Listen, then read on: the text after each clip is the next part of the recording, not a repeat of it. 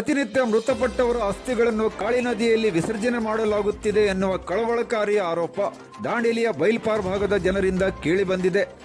ಹೊರ ಊರಿನಿಂದ ಆಗಮಿಸುವ ಜನರು ತಮ್ಮ ಸಂಬಂಧಿಕರು ಮೃತರಾದರೆ ಬೈಲ್ಪಾರದ ಸೇತುವೆ ಹತ್ತಿರ ಬಂದು ಸಾರ್ವಜನಿಕರು ಬಟ್ಟೆ ತೊಳೆಯುವ ಮತ್ತು ಸ್ನಾನ ಮಾಡುವ ಸ್ಥಳದಲ್ಲಿ ಮೃತರ ಅಸ್ಥಿ ವಿಸರ್ಜನೆ ಮಾಡುತ್ತಿದ್ದಾರೆಂದು ಈ ಭಾಗದ ಜನರು ಆತಂಕ ವ್ಯಕ್ತಪಡಿಸಿದ್ದಾರೆ.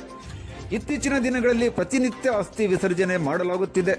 ಕೆಲವೊಮ್ಮೆ ದಿನಕ್ಕೆ 3-4 ಅಸ್ಥಿಗಳನ್ನು ಇಲ್ಲಿ ವಿಸರ್ಜನೆ ಮಾಡಲಾಗುತ್ತಿದ್ದು ಸ್ಥಳೀಯ ಜನರು ಈ ಸಂಬಂಧ ಭಯಭೀತರಾಗಿದ್ದಾರೆ.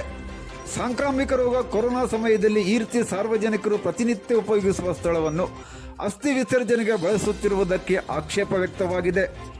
ಹೊರ ಊರಿನವರೇ ಹೆಚ್ಚಾಗಿ ಅಂದರೆ ಹುಬ್ಬಳ್ಳಿ ಮತ್ತು ಧಾರವಾಡ ಭಾಗದ ಜನರು ಗೊತ್ತಿಲ್ಲದೆ ಇಲ್ಲಿಗೆ ಬಂದು ಮೃತರ ಅಸ್ಥಿಗಳನ್ನು ವಿಸರ್ಜನೆ ಮಾಡುತ್ತಿದ್ದಾರೆ.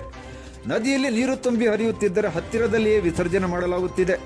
ಇದರಿಂದ ನದಿಯಲ್ಲಿ ನೀರು ಕಡಿಮೆಯಾದಾಗ ಇಲ್ಲಿ ಸ್ನಾನಕ್ಕೆ ಅಥವಾ ಬಟ್ಟೆ ತೊಳೆಯಲು ಬಂದರೆ ಮೃತರ ಮೂಳೆಗಳು ಕಾಲಬುಡದಲ್ಲಿ ಸಿಗುತ್ತಿವೆ. ಇದರಿಂದ ಭಯಭೀತರಾಗಿರುವ ಬೈಲ್ಪಾರದ ಜನರು ಈ ಭಾಗದಲ್ಲಿ ಅಸ್ಥಿ ವಿಸರ್ಜನೆ ಮಾಡುವುದನ್ನು ತಪ್ಪಿಸಲು ನಗರಸಭೆಯಿಂದ ನಾಮಫಲಕ ಅಳವಡಿಸಿ ವಿಸರ್ಜನೆಯನ್ನು ನಿಷೇಧಿಸಬೇಕು ಅಥವಾ ಅಸ್ಥಿ ವಿಸರ್ಜನೆಗೆ ಪಕ್ಕದಲ್ಲಿಯೇ ಪರ್ಯಾಯ ವ್ಯವಸ್ಥೆ ಮಾಡಿಕೊಡಬೇಕೆಂದು ಆಗ್ರಹಿಸಿದ್ದಾರೆ.